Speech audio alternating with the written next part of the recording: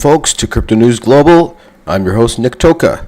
On today's show, 750 million in the trash. Judge rejects man from retrieving Bitcoin from landfill. Oh no. And our feature story of the day is Bitcoin price crash is not the end of the road, as analysts share roadmap to 200,000 US. Also, later I am going to go through Grok, which is X's AI model, one of the biggest, I believe the biggest in the world, AI data center that was put together recently, and now for the first time they're offering Grok AI for free, which is Elon Musk's model. And in Ask AI segment, we are going to explore the newly released Grok from X, and I'm going to teach you how to create the most amazing photos in seconds using it, and we're going to compare it with Chat GPT. All this and so much more on today's show.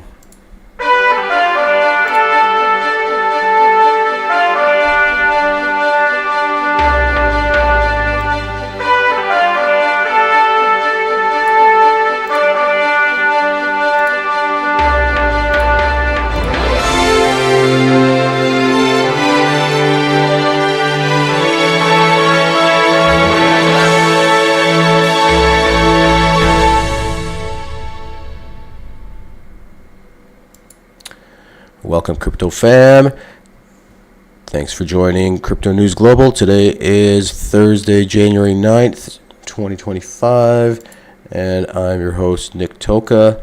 Today we're going to go through our market watch, our Bitcoin technical analysis, and everything in the blood red for 3 days straight now. And then later on, we're going to go through Grok, which is Elon Musk's AI model, and we're going to use it to generate some amazing images. In fact, I haven't tested it very much, so what we're going to do is we're going to put it to the test. I'm going to teach you how to use it, and I'm going to teach you how to use it and compare it against Chat GPT, and let's see which one is the winner. Also, to start, I had some comments and some feedback about yesterday's show where I taught everybody how to get free crypto, and I had some feedback from a few users that actually went through and went to Coinbase, opened an account, and did get some free crypto. They were happy about it. The feedback was there weren't as many learning modules as they were expecting, and that's always changing. Keep going back into that learning section, and new things are added all the time. New coins are brought on, and again, they pay Coinbase to go through this learning so they can advertise for their own coin, and you get free crypto. Once you do, you can just click on the second little icon from the left, and you can convert it to any crypto you want. I would certainly recommend Bitcoin, but if you wanted, XRP or something speculative, Shiba, XRP is probably a good bet as well. You can certainly go ahead and choose any one you want. There's hundreds to choose from on their site. So let's jump right into our technical analysis, and we have Bitcoin, everything in the red. Bitcoin at 92,936 right now, still very dominant at 55.6%. Ether also down 3.5% at 32.29. XRP down 4.5% at $2.27, and Solana down 5.5% at $186.92.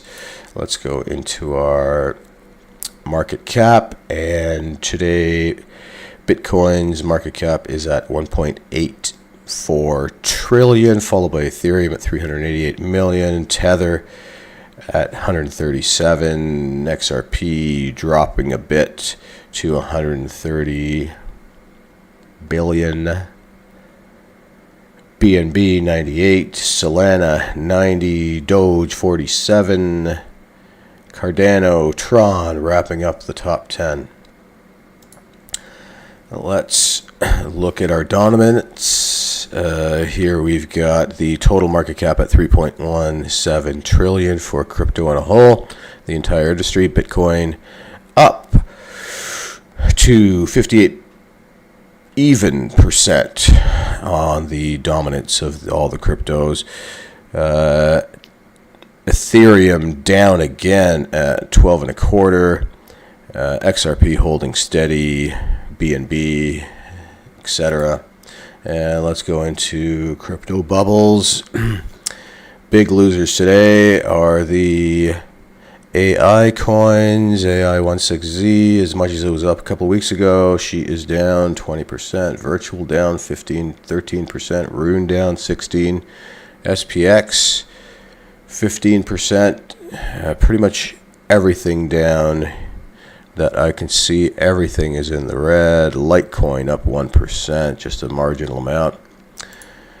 And today in our crypto fear and greed index, we see that we are in a 50, which is neutral, and we haven't seen anything outside of greed for a little while. So with this pullback, it's brought us down to neutral. And once we see what we're seeing here with neutral, we might actually see a bit of a pump. Yesterday it was still in greed at 69, last week at 74 in greed. And into our Bitcoin halving watch, we have approximately 1,035 days until the next halving. There are 1,191,994 Bitcoin left to mine until the last coin is mined in year 2140. And blocks until the next halving, we have 171,438. And let's go into our assets worldwide by market cap. And we see no change. We've got gold at the top, 26 trillion, Apple 5 trillion, Nvidia 5 trillion, Microsoft 4.5, Google 3.5, Amazon 3.3. Bitcoin still in number 7 position, 2.6 trillion. Saudi Aramco at 2.5. Silver at 2.5. Meta at 2.2, followed by Tesla, Broadcom, and so on. And currently you can get 1,066 Satoshis for $1 US. Let's now look at our US debt clock. And we see that it is at 36,333,888 in a couple seconds. And that's up again about $6 billion for yesterday.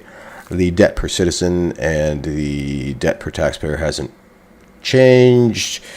106,859 per citizen and $323,045 per taxpayer. So yesterday we together created an amazing photo, and we created this photo, and with a prompt that we generated with Chat GPT, and this is what we came up with. We went through the prompting required to get such an amazing image, and in a few minutes I'm going to show you how to use this. We're going to create something a little more different without any people in it, and we're going to test it between Grok and ChatGPT. But before that, let's get into our stories of the day. So this was the image we created yesterday. Super amazing image. The one I was speaking about a minute ago, and we're going to replicate that, and in fact I believe do a little bit better, and we're going to choose a couple models to try and create this. So let's get to the news of the day. So a bit of a funny one here, and a good lesson for everybody as well. 750 million in the trash. Judge rejects man from retrieving Bitcoin from landfill. This guy threw his Bitcoin away, and the judge won't let him get into the landfill to get it back. A decade-long battle over a lost Bitcoin fortune has ended in disappointment for James Howells, an IT engineer from Newport, Wales. Good old British boy. A Cardiff High Court has dismissed Howell's lawsuit against Newport City Council, according to the BBC, refusing him access to the landfill containing a discarded hard drive holding 8,000 Bitcoins. Jeez. The hard drive, accidentally thrown away in 2013, oh my goodness, is now valued between 700 and 750 million at the time of writing, with Bitcoin down 2.5%, recently hitting above 94,000 per unit. Howells had sought permission to excavate the site or retrieve 495 million in compensation, offering a share of the recovered Bitcoin to the council and the local community. That actually sounds pretty philanthropic. Okay. However, Judge KC ruled there was no reasonable grounds for the claims, citing environmental concerns and the council's ownership of the landfill contents. The landfill reportedly holds 1.4 million tons of waste, but Howells claimed to have pinpointed the hard drive's location to a 100,000 ton section. Reacting to the ruling, Howells expressed frustration, calling it a kick in the teeth, according to the BBC. Howells, an early Bitcoin adopter, mined the cryptocurrency in 2009 when it had negligible value. Despite the repeated negotiations and assembling a team of experts for the recovery of the effort, the council maintained that excavation was impossible due to environmental regulations. While Howells' ownership of the Bitcoin was not contested, the court's decision closes a chapter in a saga marked by missed opportunities and a legal roadblock. Oof. So, it shows everybody here a couple things. Number one, when they say that there's going to be 21 million Bitcoin mined ever in history, they're bang on with that. But let's not forget about all the lost Bitcoin. Okay, this guy lost, 6,000 Bitcoin? In the story, 8,000 Bitcoins. There's another story of Max Kaiser said he lost 1 million Bitcoins a long time ago. So all these little losses, I'm sure there's other guys that are looking to, throw away their hard drives, or looking to dumpster dive and get these maybe with 5 Bitcoins or 2 Bitcoins or 50 Bitcoins, and you don't hear about them. So with all these losses, I think we can be pretty confident that there's not 21 million Bitcoins in existence. There's going to be more, like around 15 million, because of all these losses. So it also shows that you don't want to lose your motherfucking Bitcoin. So what do you do so you don't lose it? Number one, hold it in cold storage. Get yourself a cold storage wallet. Easy, problem solved. Number two, if you need to hold it on an exchange, Coinbase, for example, I would recommend one of the big guys, Kraken, Coinbase, not somebody you haven't heard of. And additionally, make sure you have those recovery phases copied, not just on your phone, but multiple places. In fact, print out a copy, write them on paper, have them somewhere in your house hidden where nobody knows where they are, or maybe you tell the family members, but you have it somewhere buried where no one would ever find it. The more copies of you have this thing, of these phrases or these passwords to get into your exchange account, your Bitcoin account, the better chance you're going to have of not losing the frickin' stuff. So, please do yourself a favor. If you've bought Bitcoin through one of the exchanges, make sure you have a backup of the information. So if you need to get back into that account and you lose your phone or something goes wrong, you still have a copy of the info and a way to get back into this thing, so you don't end up with the same fate as Howells here, losing 8,000 Bitcoin worth $750 million. Whew, painful. Let's move on to our next story of the day. Our top story of the day is Bitcoin price crash, not the end of the road, as analysts share a roadmap to 200,000. Despite the recent Bitcoin price crash, crypto analyst Trading Shot has suggested that this is not the end of the road for the flagship crypto. This came as he's revealed why BTC could still rally as high as 200,000 in this market cycle. Yeah, Bitcoin price set to rally to 200,000 despite the recent crash. Trading Shot predicted that the Bitcoin price could rally to 200,000 despite the recent crash. The analyst noted that Bitcoin has started this year with high volatility amid geopolitical and economic news input. He added that this year is the last year of the bull cycle. However, the recent Bitcoin price crash doesn't mean that the flagship crypto is close to its market peak, as Trading Shot remarked that the cycle top could start forming around November. Agreed with that, November of 2025. He made this prediction based on historical trends, as the three previous tops have been either in November or December. Exactly. And let's go into our trading view and go back to, a chart that I keep bringing up that I've marked up, and the cycle peak at the first crypto Bitcoin halving. The Bitcoin halving was December of 2012, and the cycle peak November 2013. The following cycle was the halving event was on July of 2016, and the cycle peak December of 2017. And yet again, in 2020, in May, was the halving event, and the cycle peak was very close to November again at the end of October. And so here in my chart, I also have this date. I've got the date of April, but disregard this. I was matching up with this first peak in the twin peaks of the last cycle. But I also agree that the cycle peak is going to be October, November, December of 2025.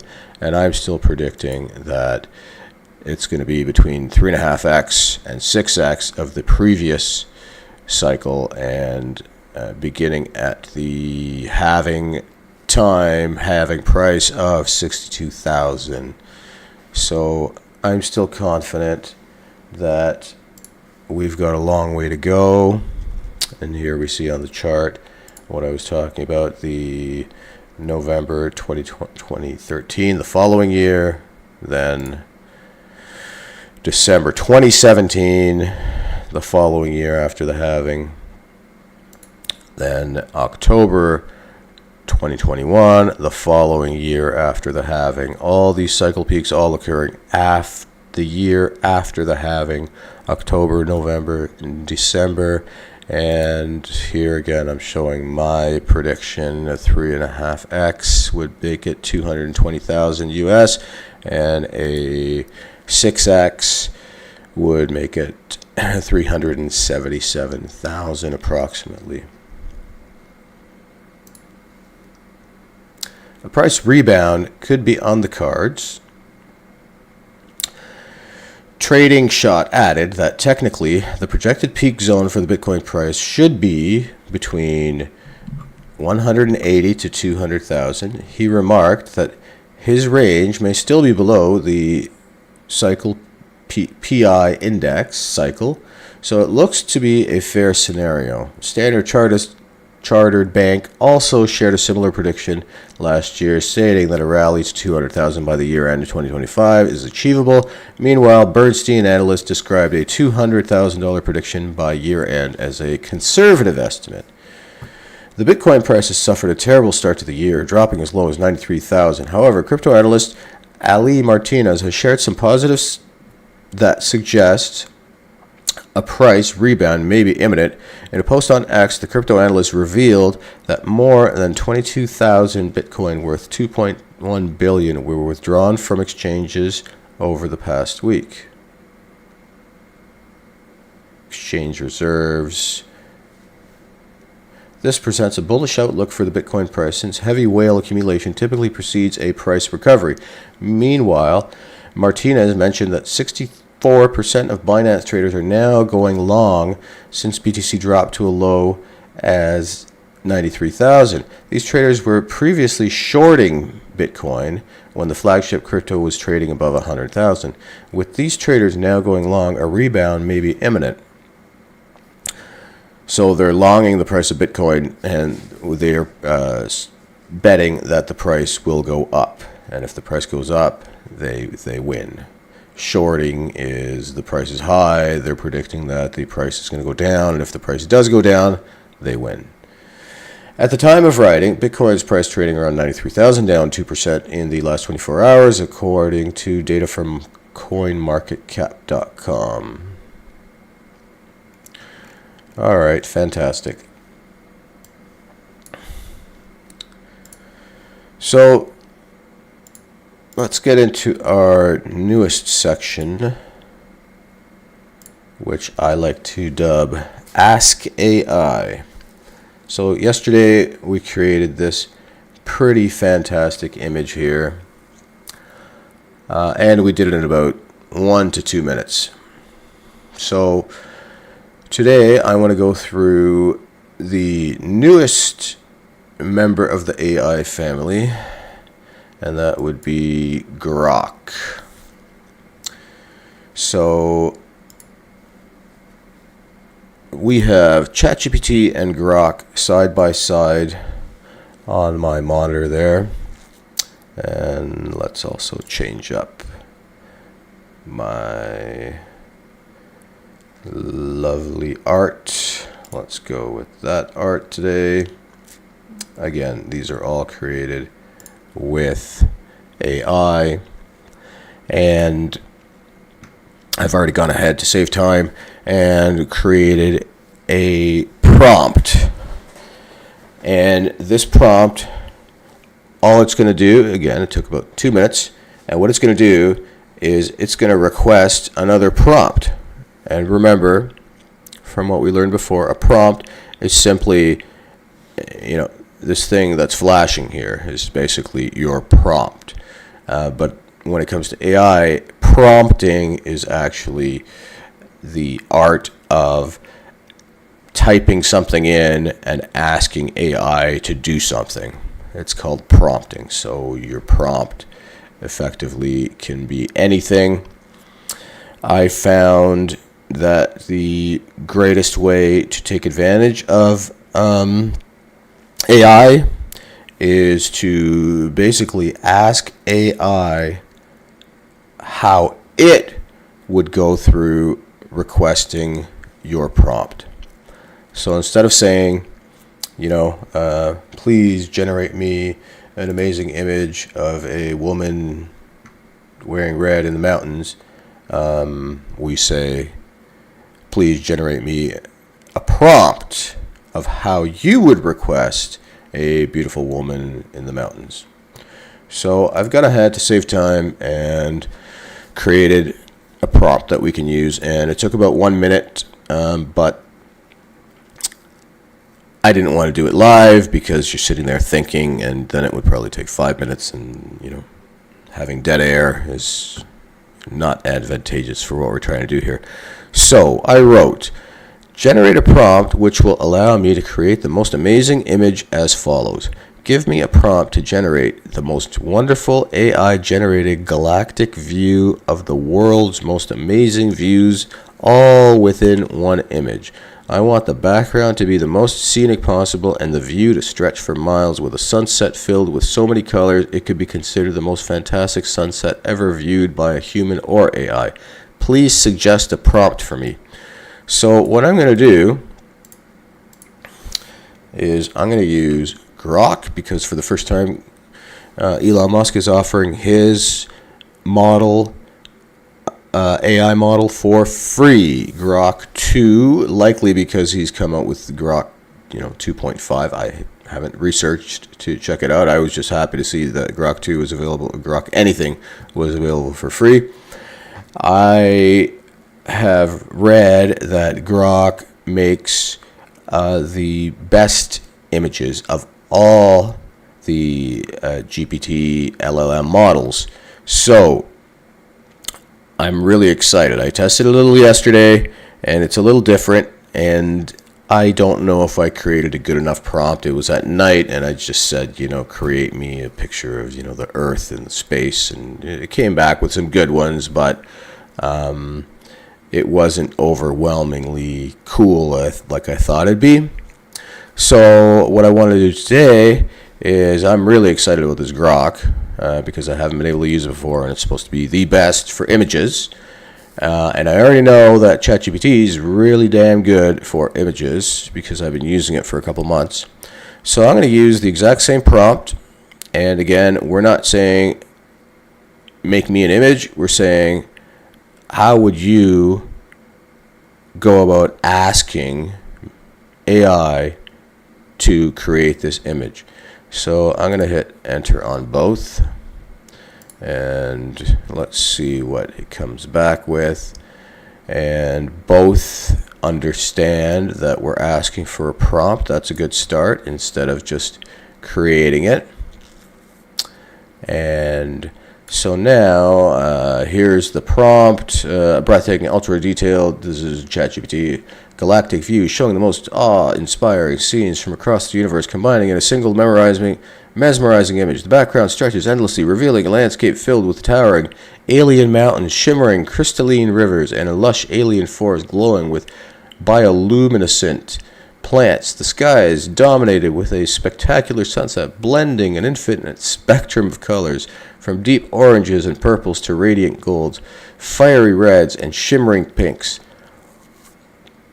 creating the most stunning sunset ever witnessed by human or AI. In the distance, a glowing galaxy arcs across the heavens, with nebulae, far-off stars, and clusters of brilliant light adding a cosmic element. The scene is filled with, it's a big prompt they come back with, filled with planetary wonders, a ringed planet floating in the sky, twin moons casting soft reflections on the ground, and a meteor shower streaking across the horizon.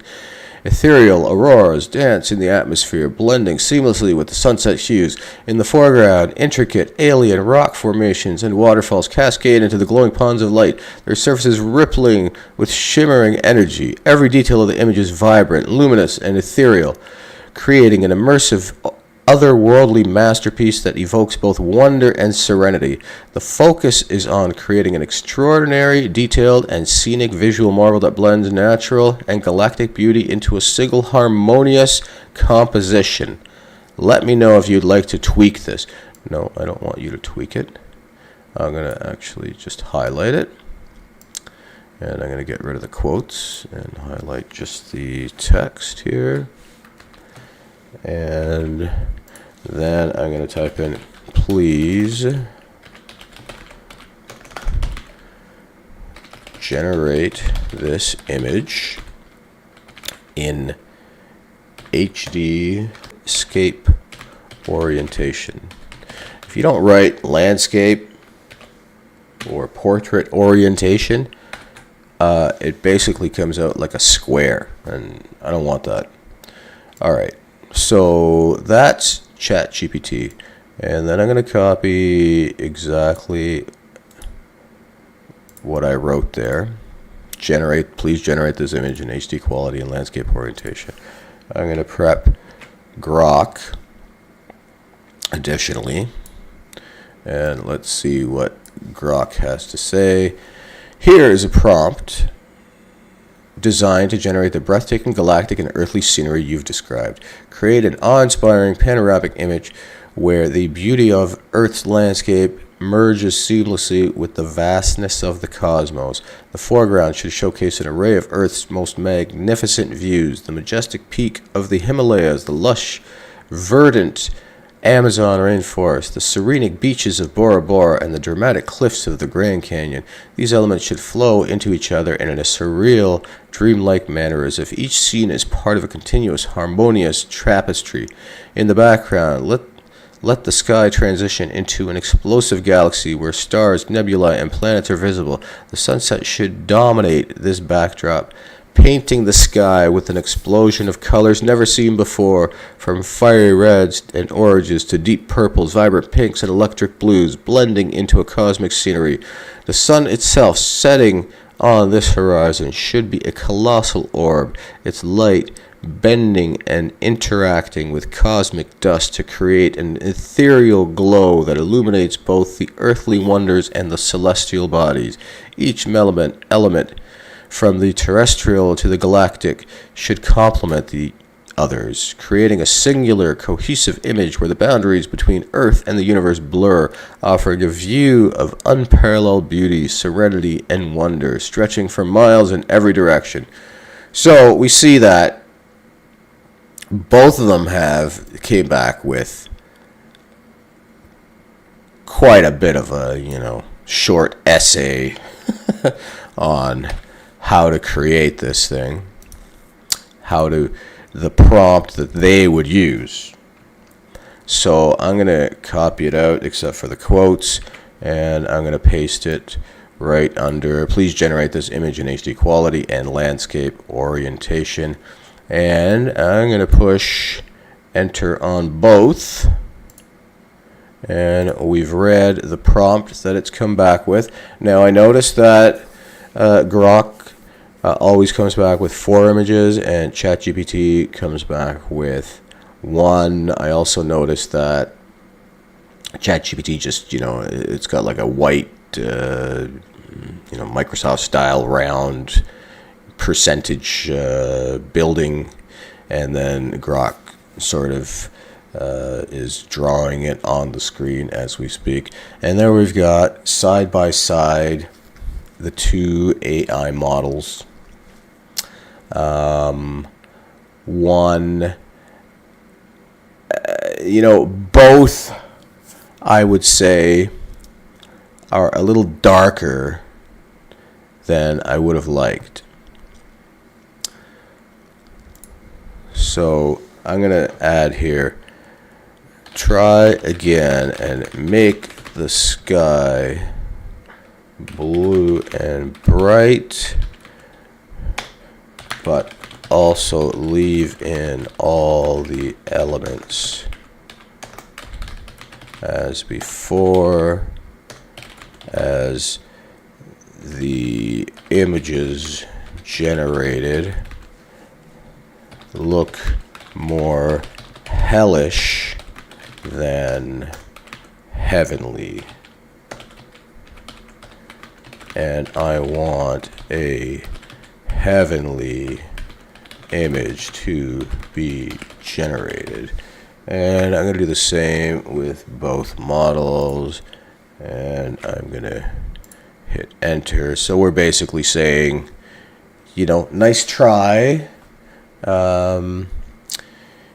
You ain't so bad, but you ain't so good either. So let's bring it into the foreground of my main screen so we have a bigger, better look of what's going on.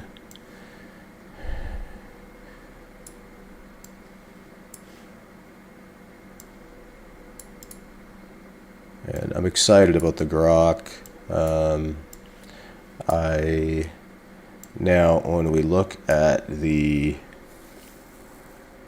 actual, look at the detail in the jungle here.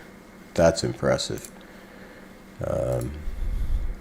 So let's, of course, all these images, when you create these images, save every single one. Basically, you just hit these little lines up here, save image, and it's the same thing here. Download image and save them, because they're different every time. Even if you ask for the same thing, I find it's a little bit different every time. And you want to have these things as part of your image archive that you created. After all, this is now your property. You created the prompt. As we mentioned yesterday, there's no kind of watermark that says, this was created by Chat GPT or anything like that. So you can use it for your own media, and there's no copyright BS like sometimes you're looking for an image on Google and you can't use it because it's copyrighted, right? But now you can create your own. So I'm going to go and let me read the change I'm asking for. Try again and make the sky blue and bright, but also leave in all the elements as before, as the images generated look more hellish than heavenly, and I want a heavenly image to be generated. So I'm going to hit OK on both, and let's see what we get. Again, you get 3 free images on ChatGPT a day, and that's with the free version of ChatGPT.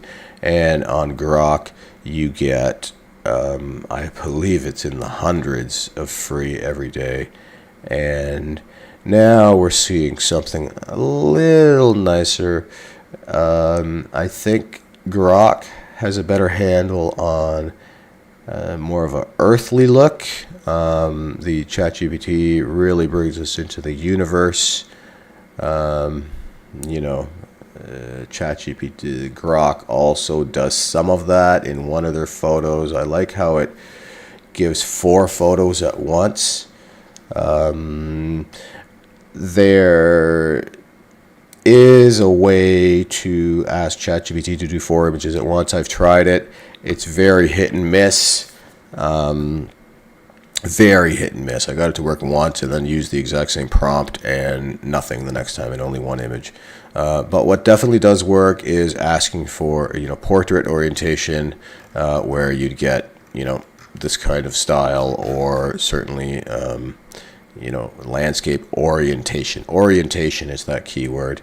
But here we have it. I think both have done a pretty good job. I really like how this Grok really did the landscaping well. Like, look at these trees. I don't know if I could tell the difference between real life and AI with Grok. The sky looks pretty heavenly, and we don't really get this kind of sky often. With the ChatGPT, you can definitely tell that this is very, very dreamy and cartoonish, very cool.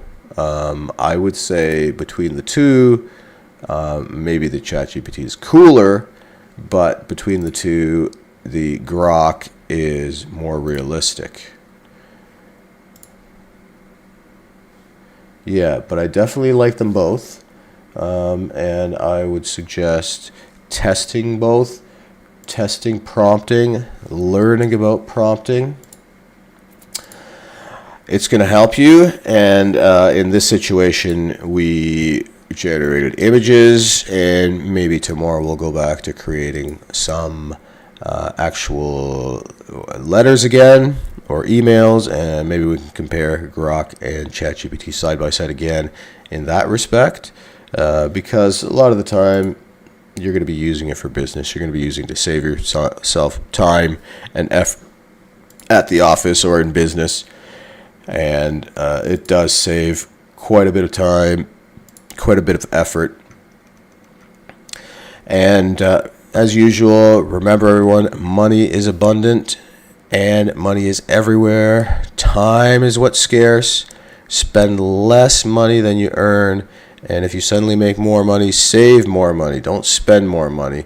Start saving today, and start saving when you're young. Start in your 20s and retire when you're 40, not at 65, 70, when you can't do the things you love anymore because you're too frail and old and in a walker. And if you have a great idea, start today. Even if you're not ready, start today. Things will slowly come together. If you found this stream useful, please share, like, comment, and subscribe, and we'll see you on the next stream. Thanks so much.